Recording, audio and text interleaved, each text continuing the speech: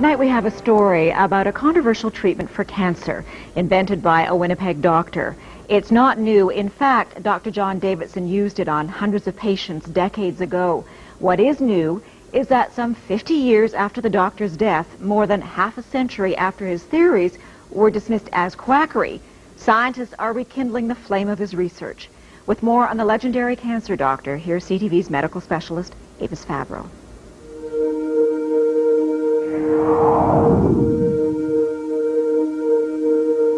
His name was John Ralston Davidson, a respected family doctor in Winnipeg in the early 1900s.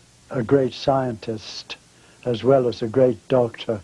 And this is Leslie Gurney Bishop, now 88, a journalist who documented Dr. Davidson's controversial treatment for cancer.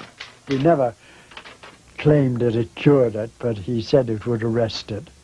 Davidson spent years studying cancer, writing medical articles on his theories, which in hindsight were remarkable for his time.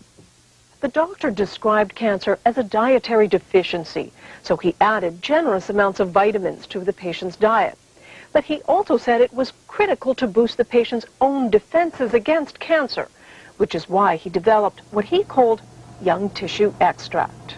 Davidson took fertilized hen's eggs just 9 days old and produced a powdered extract, which was then injected into patients with various forms of terminal cancer. Like this boy, diagnosed with lymphatic cancer, notes show that with surgery, vitamins, and the extract, he returned to normal health. Over the years, Dr. Davidson treated hundreds of cancer patients. They all said, the ones I interviewed, all said that it had benefited them tremendously. Some said they were cured. Ruth Burke's father was one of Davidson's more famous patients. Harry Leader, the Member of Parliament for Portage-la Prairie, had been diagnosed with terminal bowel cancer by the Mayo Clinic in the U.S. But under Davidson's treatment, he improved. It was controversial scientifically, but that really didn't affect Dad. He believed in it. But Davidson's medical colleagues thought the treatment was useless and repeatedly refused him research money. It's as though they'd been instructed by somebody, well, just tear him up, just tear him up. And they did. Frustrated with the lack of support, Harry Leader, with his own good health as proof, took Davidson's pleas for funding straight to Ottawa in 1944, directly to Prime Minister Mackenzie King. He never wanted any publicity from this. He simply wanted help for this man whom he felt could help humanity. The Prime Minister refused to fund Davidson's work. The doctor died 4 years later. He would die pretty well of a broken heart, if you know what I mean, because he had not been recognized. His cancer treatment thought to have died with him. But then 6 years ago, the treatment was rediscovered by a Toronto company. It hired researchers at Dalhousie University to test the theory. Could these embryonic chicken cells really be a cancer treatment?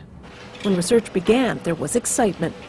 Davidson's extract, in many ways, could be a cancer vaccine.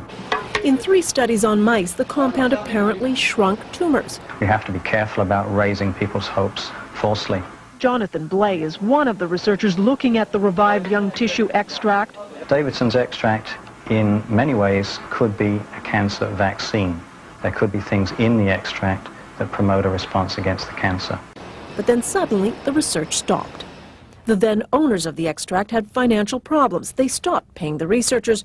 Dalhousie was out some $60,000 and halted the experiments. The university would be interested in continuing the work because the results were very promising. But for nearly 5 years now, the capsules have simply laid on the shelf. One could easily walk away from and say, to heck with it. But would we be leaving behind something that could potentially have significant impact for large numbers of people? But if there are no takers soon, the venture will die. A darn shame, says Dr. Bain, because we still won't have the answer. Was Dr. Davidson right? But if Dr. Davidson's extract does show the power to combat cancer, this could be not only one of the great human victories in overcoming disease, but it could also be one of the great human tragedies. a tragedy because for the last 50 years, a possible cancer treatment and its pioneer were forgotten. Avis Favreau, CTV News, Toronto.